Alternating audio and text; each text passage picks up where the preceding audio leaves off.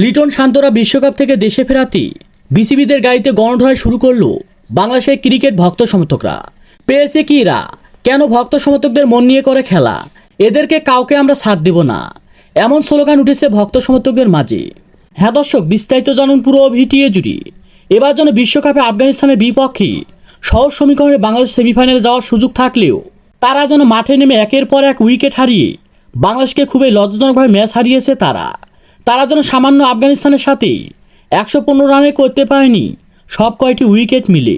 আর তারা যেন সেখানে লজ্জাজনকভাবে ম্যাচ হারার পরে আর তারাই কিনা বলে আমরা সুপার 8 ম্যাচ নিশ্চিত করতে পেরে আমাদের ভাগ্য খুলে গিয়েছি। আর বাংলাদেশ টিমের এমন কাণ্ডকীর্তি দেখে রেগে আগুন হয়ে গিয়েছেন ক্রিকেট ভক্ত সমর্থকরা।